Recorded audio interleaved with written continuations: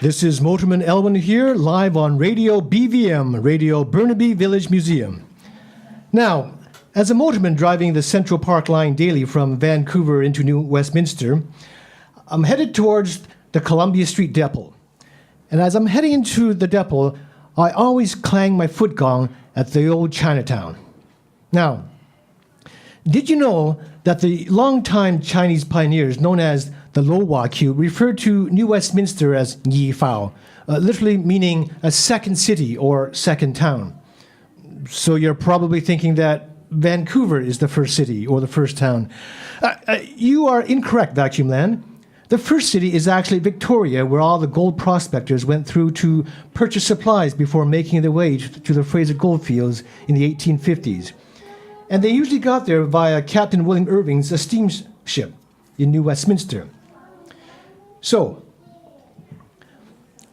imagine my surprise and my amazement that there would be an exhibition of the Chinese in New Westminster. Not only was there an exhibition in 2006, 2007, but out of that exhibition came a book.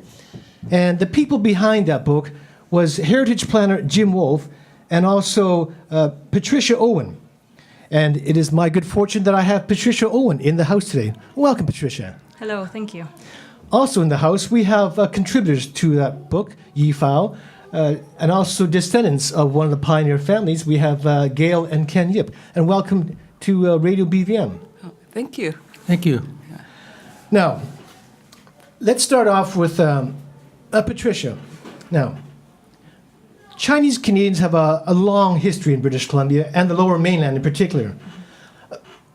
Take me back to the early days of immigration and perhaps describe the historical context for Chinese immigration to Canada and BC in particular. Gail and Ken, you're welcome to jump in, by the way. Chinese immigration was similar to a lot of different immigration at the time. The Chinese men in particular came to BC in first versus the rest of Canada in seek of wealth, of a new life, of basically being able to be prosperous and to create the money or make the money in order to bring it back home to the family that they left behind or wanted to establish. So they came here as laborers, they came here in search of gold, they came here for opportunity. Is that why the Chinese refer to North America and Australia as Gemsan, Gold Mountain? Yes, because Yep. we had the gold rush, and they found gold in the Fraser was at 1858, and that was one of the big pushes for the Chinese immigration to BC. So could we actually say, I guess this would be a sociological term, there was this push-pull factor? Love, hate, push, pull. Yeah. I guess there's things going on in China, maybe overpopulation, poverty, corruption, and so on. And there's also the lure of gold in Gold Mountain. Yes, new opportunities, just new adventures, and yes, money being the big thing. Opportunities coming here, hopefully something better for the next generation. What is that philosophy? One generation plants the tree so that the future generations can enjoy the shade, or something along those lines, Ken? Yeah, I think that's how it goes.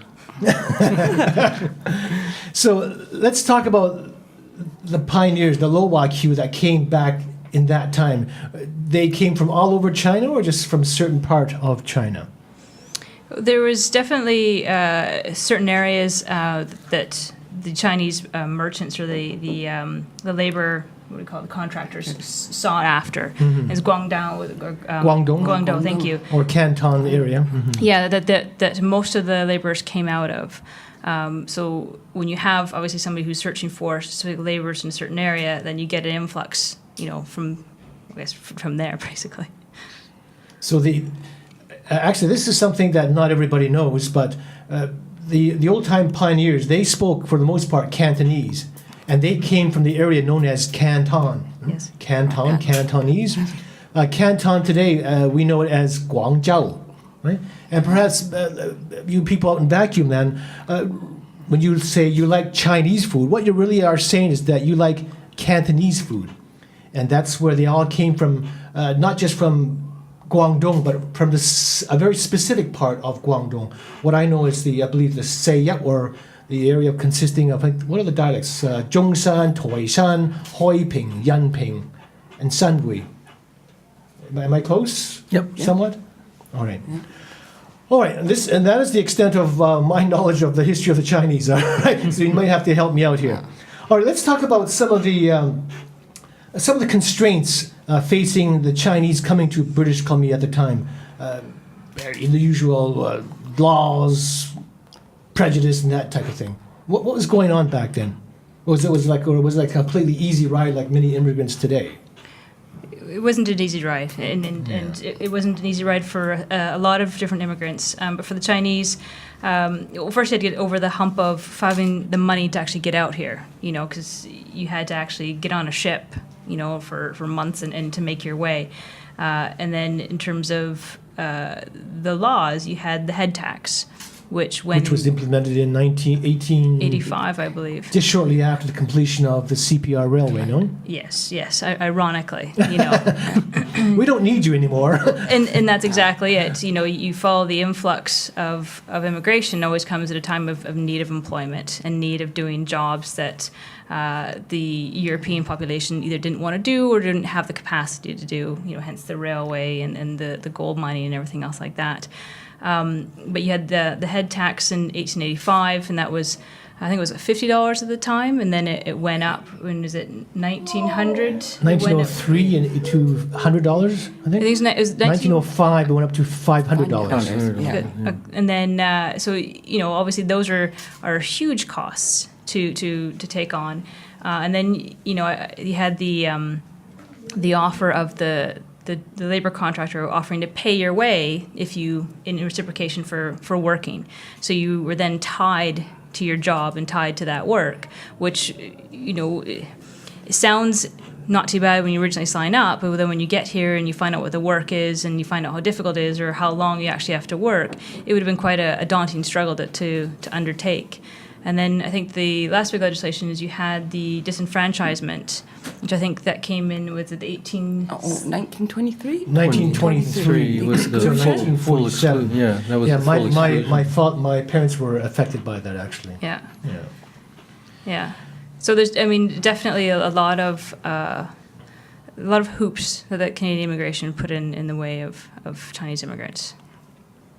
So despite those hoops, the Chinese were determined, very determined. Sure. Come, what's the phrase? Come hell or high water, we want to get to Gemsan. Yeah. Well, the wages, I was reading earlier today, the differences of wages, even if you take into account what they would make in China versus what they made here, even doing the jobs that, working on the railway, they made, multiple times what they would make back in China. So if you did it long enough, it was worth it. It was just the struggle of everything else you had to pay for and all the racism that you had to endure and everything else that worked against you.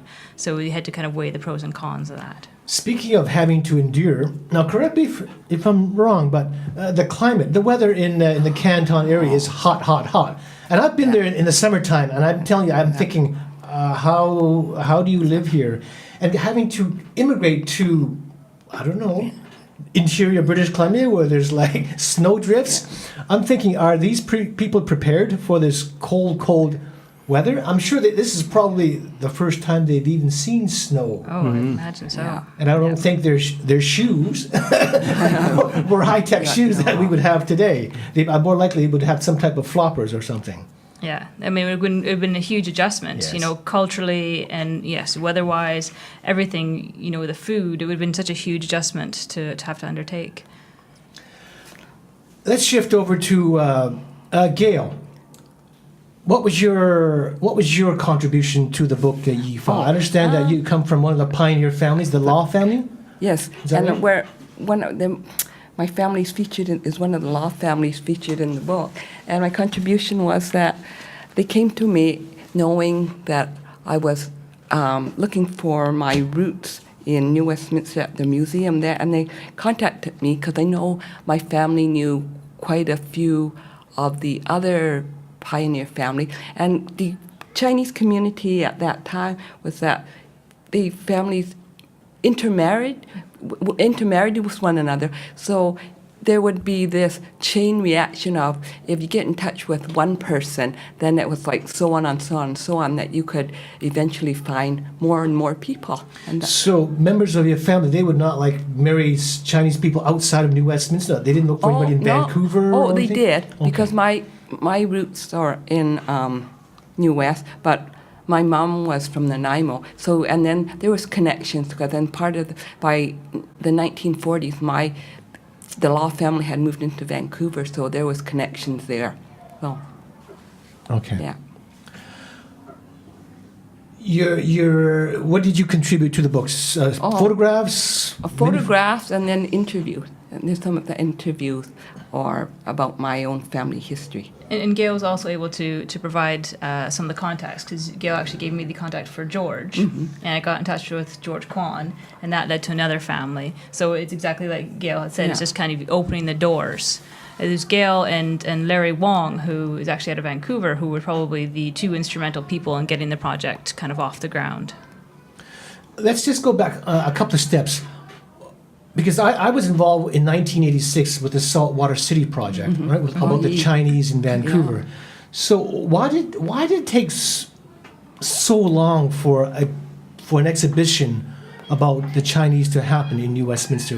Did something happen? Did something happen politically? Was there sudden funding, or people want to all of a sudden share their stories? Because I don't think people realized there was a Chinatown in New Westminster, because I didn't. Talking to Paul Yee when I met him at his book launches, I was telling him about it, and he never realized there was a New Westminster Chinatown, because he never researched it, and it's not in any part of his book.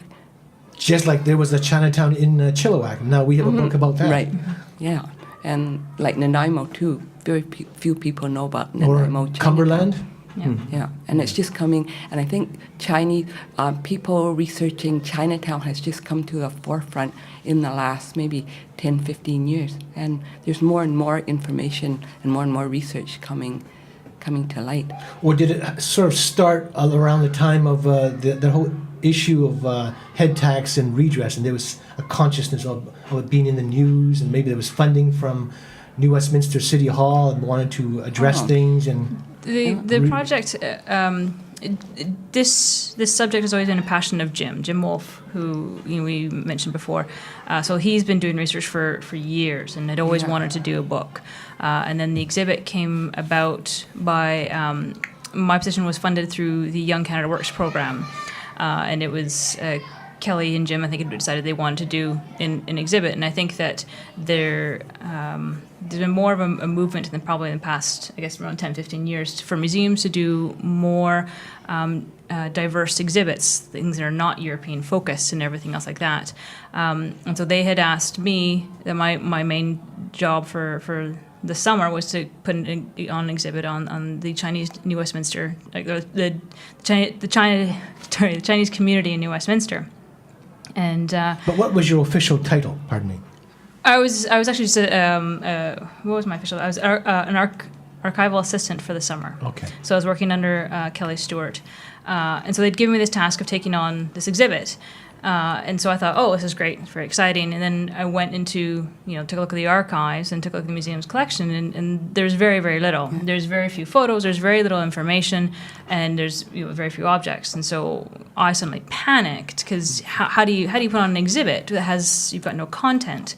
And so I had made the decision to seek out community members, because if the documents aren't there, you've got to go to the people and speak with them. And so it became more of an oral history project, which became really the basis of the exhibit, that the four families, their stories became the basis of the exhibit, and then it actually worked out to being part of the book. So that was like coincidental in the end. So when you were reaching out to the community, was there any reluctance at all about sharing their stories, or were they more of a case of, where have you been all these years? I've been wanting to tell our stories for a long time. I think it's more of the positive. There was a few people who were kind of. I mean, it's like anybody who comes asking about your father, or your grandfather, your grandmother, whatever. You want to make sure that you are representing them very well, and so there's hesitance in that way, and that's completely normal and expected. But for the most part, everyone was quite happy to be talking about it, and I think the most exciting part of the project was being able to track down Fanny Lee, who was the oldest member at the time of the Chinese community, the original Chinese community in New West. She's one of the founding families as well, the Qing and the Guangwangwo. And at the time, she was in her mid-90s, I believe, when we found her. And it was just to be able to capture that information. And it wasn't just for the book, and it wasn't just for, the museum or the archives. It was also for the family. Enable the family to have this information. They have copies of the transcripts of the interviews and everything else like that, and so they've managed to preserve, their grandmothers and for future generations. Yeah. So, all this, the capturing of. In this book, we have, I think, four families. Yes, yeah. Did you actually have more than 4 families that you had contacted? Actually, I think there was 5 families because the laws were twice. There was The laws were twice, law. yeah, but no, I put them under one. I did. Law 1 and Law 2. Yeah. They're third cousins. They're 2 families. They are 2 families, yeah. And that was kind of an interesting story because I don't know if you want to talk about how the Law family originally had defined themselves as one family. It's my grandfather's second cousin.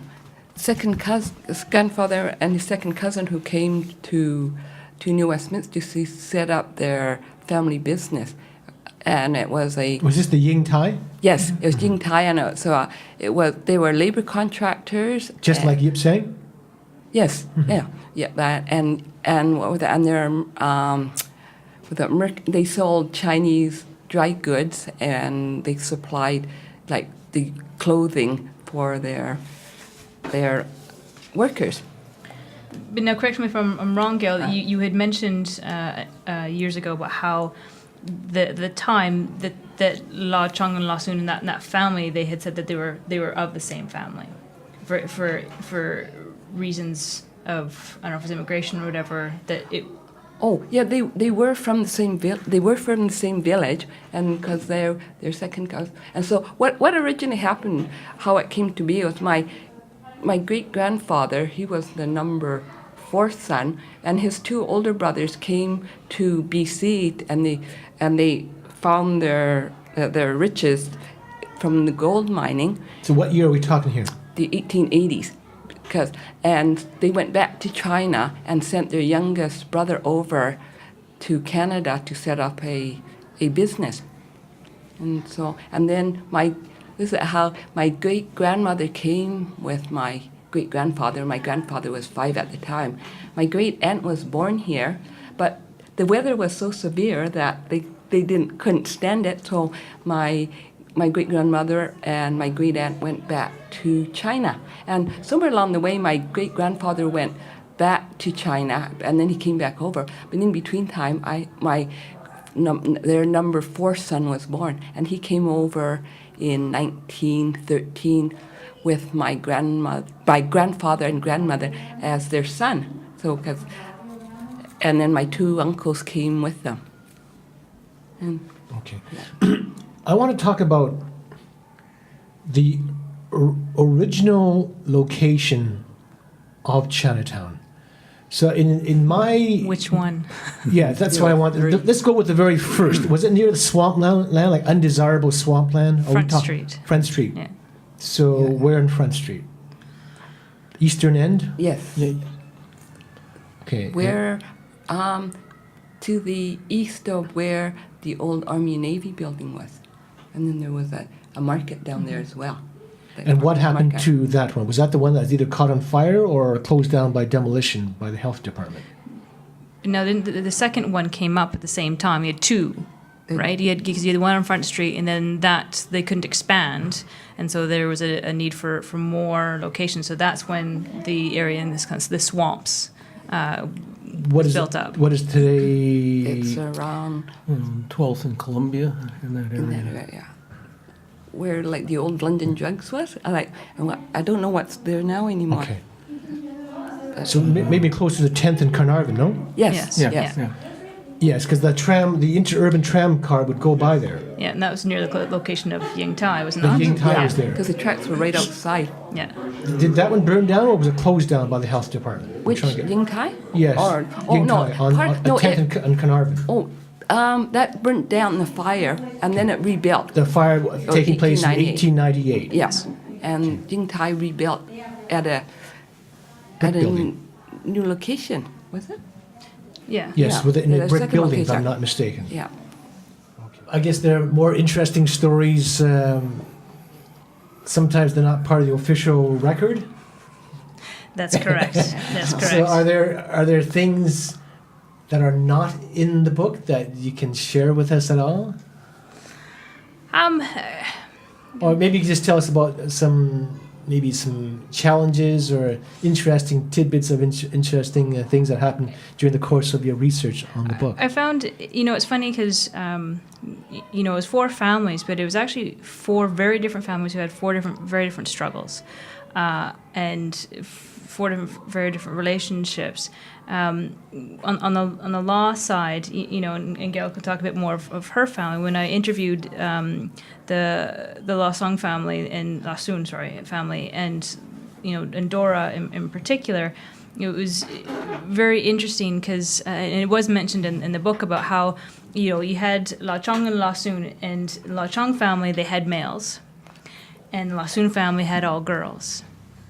And Dora, being the last girl born, when the mom was pregnant, that they named her. They tried to invoke a boy, basically, and in the end, she wasn't. It was a girl, and she always felt this burden that she wasn't a boy, and she felt this very close relationship to her father, and ended up wanting to take care of him and take on that role that she always felt that she should have had as a boy.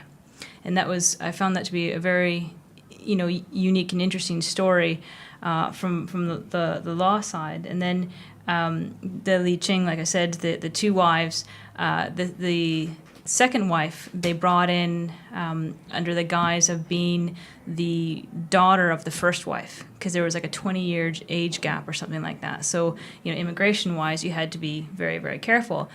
And it's unfortunate because the second wife was scared her whole life that immigration was going to come and they were going to take her away. And there's a funny story mentioned in the book, and it's something that always stuck with me, was how they would bribe people when it came to the garbage, because they thought the garbage would tip people off because there was too many people. As if the garbage person is even interested. Well, that's the thing. But when you're scared, everyone looks like they're a suspect, and so she'd sneak them beer and stuff like that to try and kind of make that okay. And then the Kwan family, Kwan Hoi, he had, that was his 4th wife. George's mom was the 4th wife. And he died when the kids were young, and she was a single mom. Single mom, in a new country, raising... Probably not much in the way of social services. No, not at all. And trying to raise 3 children, and you had the eldest boy who had to come out of school and work to support the family. And the difference between their upbringing, George and John, very, very different because of what they had to go through. But I remember speaking to John about his mom, and it was always a pride that she never remarried, which I thought was always interesting. I think that's a Chinese thing. Yeah, but that's something that obviously not being Chinese, I found quite interesting that it would be a prideful thing. I don't know if this is so much the Chinese thing as something of the time. I mean, today we don't think of remarrying in 2013, but I think back then, I think it's just like, oh, you don't do that kind of thing. And it could very well have been, but I guess the fact that he was so proud of her for not doing that. Because it's one thing to be socially, and feel that you can't, but for someone to actually feel this is something worth pride, which I found quite interesting. And then the Shu family, they were again another unique family. They came a little bit later, and they were, he was a reverend. C.C. Shu was a reverend, and Again, that was his second wife. Julia was his second wife. And they came to New West later and helped with the Chinese Benevolent Association. And to get that, he did the teachings in the school there. And that was a family that was very heavily based in religion, in Western religion. And he was unique because he was able to come in during when the Chinese were not allowed into the country at all. During the exclusion period. Yes. 47. Yes. How did they swing that? Because he was part of the religion. church. Oh, yes, they were exempt. Yeah. Yeah. So, and that's, as a family who, an immigrant family, it's a unique way of getting into a country. Yes, so who were exempt during the exclusion period? So they were like people of the collar, merchants, and diplomats, amongst. They were a very select group. Yeah. Okay. Oh, great. What was I going to ask you? Oh, yes. Flipping through the images here, I noticed that the names, they're very Christian. They're not very Chinesey. And even the clothing, they're very Western. And I'm comparing this to... Is Chinesey a word? It should be. Now, I'm comparing the images in here compared to images within my family. Now, I'm looking at the images in here, and they seem very, well, middle class. Do you know what I'm saying? They look very outstanding. And I'm because my recollection of history of the Chinese in BC and Canada overseas, it's like the Chinese laundryman. The garbage, and I'm thinking about my family here: farmers, pig farmers, laundrymen, like my background. Nowhere did we ever go to church. Did we wear these nice clothes? And we never took candid photographs. If anybody took a photograph, it was always posed, and you would never say, "Oh, can I take a picture of you working?" "Oh no, let me get on these dirty clothes, and then you may take a picture of me." Yeah. So am I correct in saying that many of the families in here are a little bit middle class? Well, see, I don't know if I would agree with that. Okay. I think that, you do have an age, because the book really covers, the turn of the, 1900s to, 1940s, roundabout. And so times change in terms of assimilation, in terms of the next generations. You look at George and everything. I mean, that's coming around a different time period where the customs were different. The times were different in terms of, and maybe you could correct me if I'm wrong, in terms of I don't know, like interactions or appearances and everything else like that, compared to someone like Li Qing or your great-great-grandfathers who would have come in more of a traditional garb. Yeah. Let's talk about cemeteries, one of my favorite subjects. What can you tell me about where the Chinese were buried? Were they buried separately? Were they buried at the Fraser Cemetery with Gassy Jack, or were they separate or a different part, or are they at what is now the high school? So, do you know anybody feel free to jump in here? It was a separate cemetery. Yeah. It was a separate cemetery, and just like Harding Point on Vancouver Island, then. Yeah. And wasn't Alexander Camus, wasn't he part of getting the first Chinese cemetery established? Wasn't he? Didn't he play a role in that? He may well, if he did so many things. And the CBA, I think, helped later on as well. Yeah. And is it not on the site of the high school? Yes. That seems to be it seems to come up every once in a while in the news. Yes. And I know that was a big deal because the costs of shipping bodies back to China was too much, and so that was one of the pushes to get. Was it? Because they cremated, did they not? Is it not? I thought the bones were sent back after every so many years, and then at a certain time the doors were closed. 7 years. They cleaned the bones and they would send the bones in a bag with the village and that kind of thing. Yeah. And for a certain time there, the doors were closed, and they couldn't do that anymore. Well, do you know anything about that? Well, Ken? actually, that's an interesting story. I remember my dad got a call from the Department of whatever, I can't recall now. Anyway, my grandfather died in Cranbrook, and he was buried in the Cranbrook Cemetery, and his bones were exhumed and prepared for shipping back. But when the war broke out, that whole shipment, there was a large shipment of, I guess, a lot of communities where Chinese lived. They all prepared these, and they were all shipped to Victoria to prepare to be shipped back to China. And my grandfather's remains were part of these. But when the war broke out in '37 or whatever, that stopped, and so they actually stockpiled hundreds, if not thousands, of these remains in Oak Bay.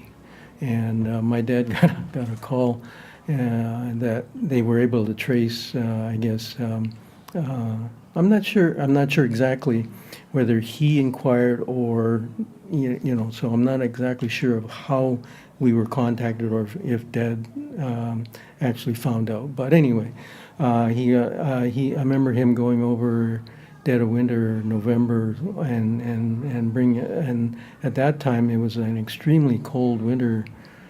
This would have been in the 60s, I recall, and either late 50s or early 60s. And it was an extremely cold winter, and they weren't doing any burials at the time, so we had grandfather's remains in our basement for over that winter, and he wasn't interred until March of the following year. So that, I mean, it didn't seem to bother me too much. My mom was a little freaked out. Let's talk about, you mentioned Cranbrook. What was your family doing in Cranbrook? Well, my grandfather came over. Now, I don't know exactly which route he took, either through Victoria or up the Columbia River, but he ended up in the East Kootenays, in the Fort Steele area. At that time, after the San Francisco gold strike had petered out, a lot of miners were moving up to Barkerville and so on. There was a small, very rich strike in a small area just northeast of Fort Steele called Wild Horse Creek, and that's where my grandfather ended up. Now, as I said, I'm not sure exactly how he got there, but I've got a couple of mine claim references with his name on it, dated 1880 and 1881. Wow. So I know he was there at that time. And at that time, that gold strike had played out. It was rich, but small. And from what I read, I mean, they pulled out an equivalent of like $25 million worth of gold out of that strike, and most of it went back down to the States. At that time, BC wasn't part of Canada at all yet. So, anywho, my grandfather, along with lots of other Chinese miners, were just going after the small dust, the very fine dust, and just doing, gold panning mostly. And I guess he made enough to buy a farm outside of Cranbrook.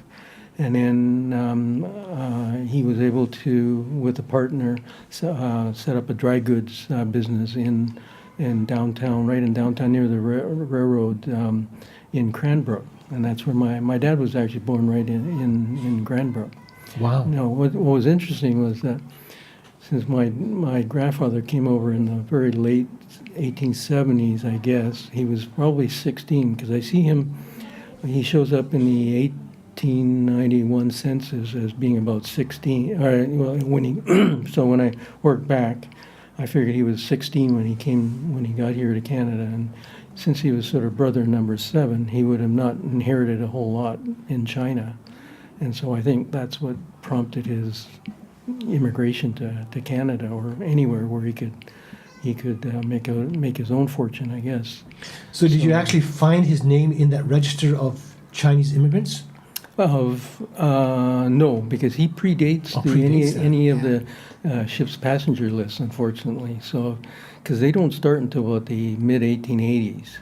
Okay. When this is again what started with the head tax. When now the government was interested in finding out how many Chinese immigrants are coming, and then he started taking, doing immigration lists. But prior to that, he doesn't show up on any lists because he predates that, unfortunately. And so I'm not sure exactly how how he either arrived either the States or in Canada, but somehow he ends up in the East Kootenays.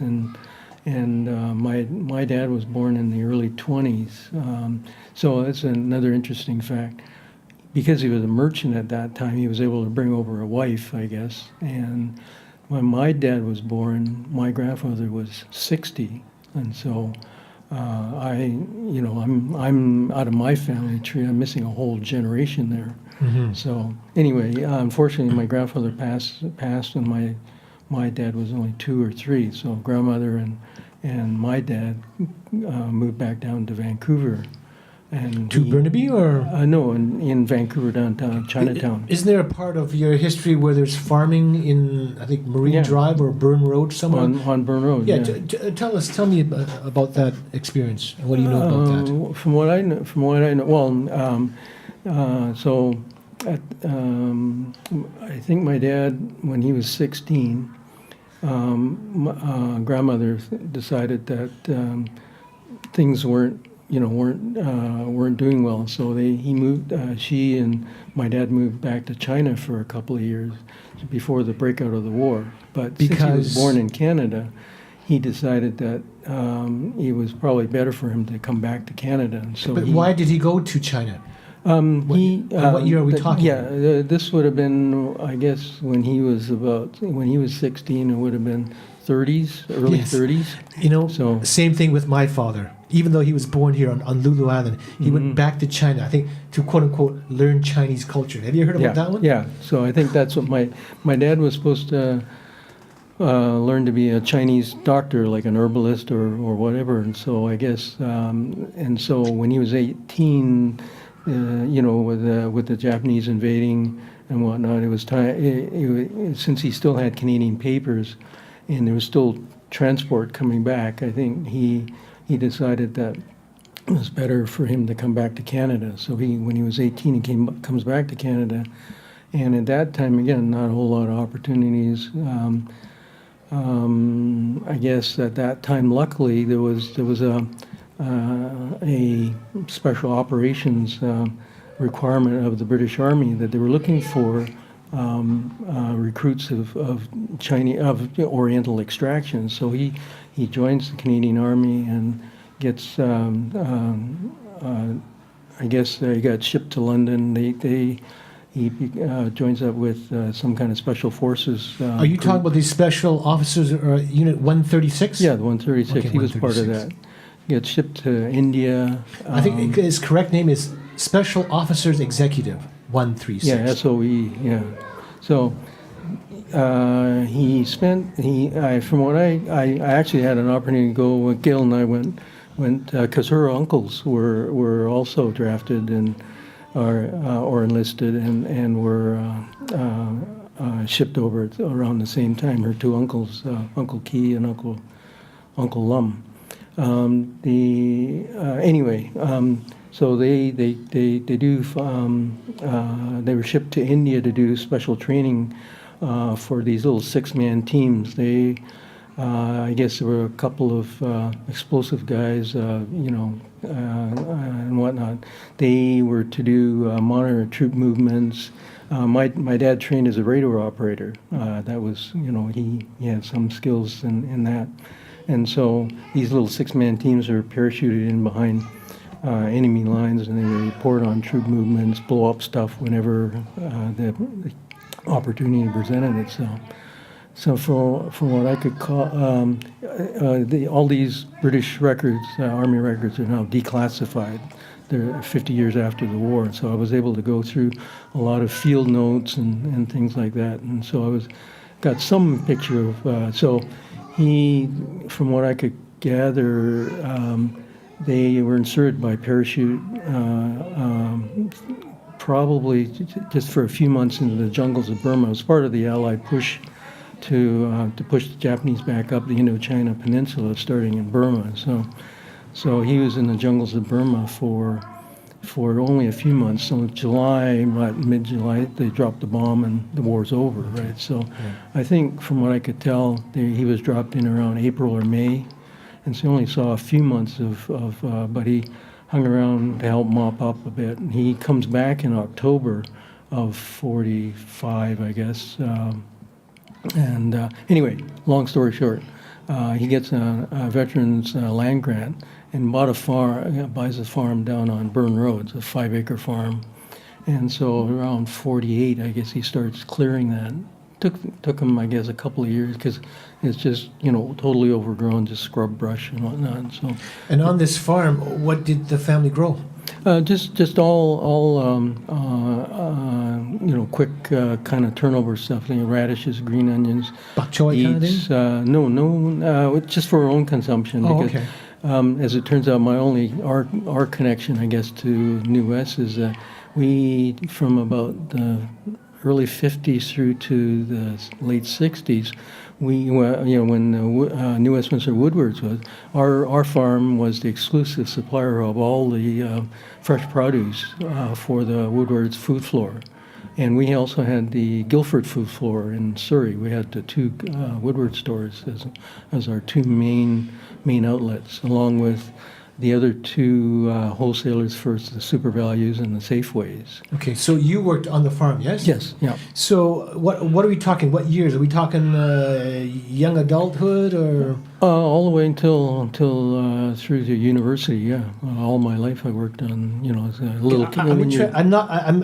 I'm less interested in the physical work. I'm more interested in the spiritual and what's going through your head. Because you see, I grew up in Chinatown in a laundry. Yeah. So there's things that are in my head that sometimes I'm still having to work out sometimes. So talk to me about this experience of growing up in the farm, because I know as a kid I was not that proud of my parents' occupation. Me neither. I was always embarrassed to divulge what my parents did. Exactly, or ditto. my family did. So if it never came up, I never brought it up. So it was just not something I thought was something I was very especially proud of. And at that time, though, as a Chinese Canadian growing up, my father always stressed that it was better to try to assimilate and blend in versus, the whole multicultural thing wasn't a big thing back then. So. You ended up not having, because of the, as soon as you got home, there was always chores to do.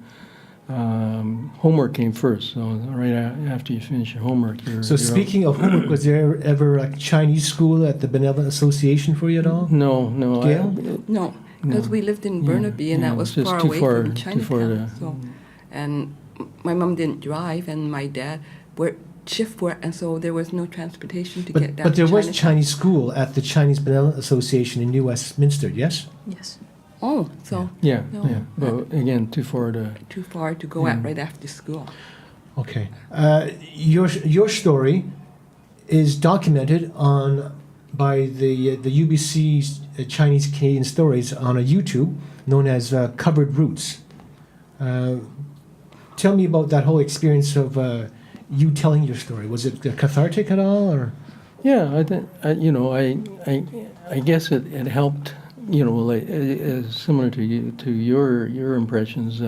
It brought a sense of being being proud of what our early contributions were, because I guess a lot of the Chinese farms at that time actually, to coin a phrase that Henry Yu used, Professor Yu used, is that they played a vital role in feeding Vancouver, as it were, and so you didn't appreciate it at the time when you were growing up, but now looking back, and so I guess that helped put a different spin on it and help make my own personal feelings, and it helped rationalize, I guess, because when you were growing up, when I was young growing up, and all your life was the farm, because outside of school and the farm, you had some friends. I had some friends, but I could never. You always got invited to stuff, but I could never go. So it was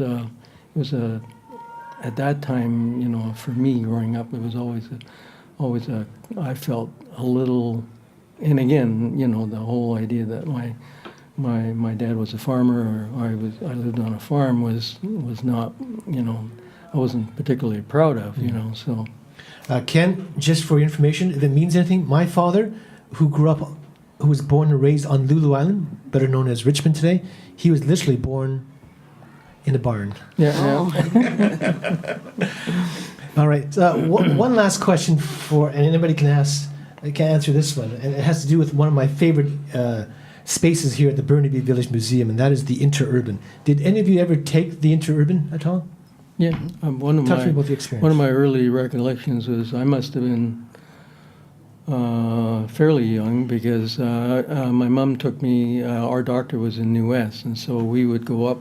The interurban cut across halfway along Burn Road, so I remember walking up to it and waiting there, and I remember trying to climb up that first step because my mom had to yank me up to because the interurban tracks, the Burn Road kind of had to, and so there was quite a step up. I remember my mom had to drag me up on that first step, so that was my recollection of. And as I said, we were going to see our family doctor in New West. So. What do you remember? Was it a rocky ride, or do you remember the conductors or the motormen at all? I don't remember any of the people on, but it was fascinating because at that time, other than riding the family farm truck once in a while, this was like nowhere else because it was an interesting ride into. That's all I remember. I remember the trees and whatnot. And then. I guess at that time, New West was probably the other than Vancouver was again big city, a big city compared to what Burnaby was at the time. Ladies and gentlemen, boys and girls in Vacuum Land, unfortunately we have run out of time. In fact, we've gone way over time. But I want to thank you, my guests today, Ken Yip, Gail Yip, and Patricia Owen. I'd like to also thank Jim Wolf, the heritage planner, who was one of the very instrumental in this book. Have I forgotten anybody else at all? The archivist, Kelly Stewart, of course. So I thank you all, both Kelly and Jim and Patricia, for putting out this book, Ye Fowl. And I think it is very, very special because even though people today that go through New Westminster would never know that there was a Chinatown there and there was once a community there, but there was, and you are a testament of that. You are descendants of these families, and I thank you so much for preserving the stories in this book, and also preserving our stories on YouTube for future generations to come. So, on behalf of the Burnaby Village Museum, I'd like to thank you so much for joining me here today.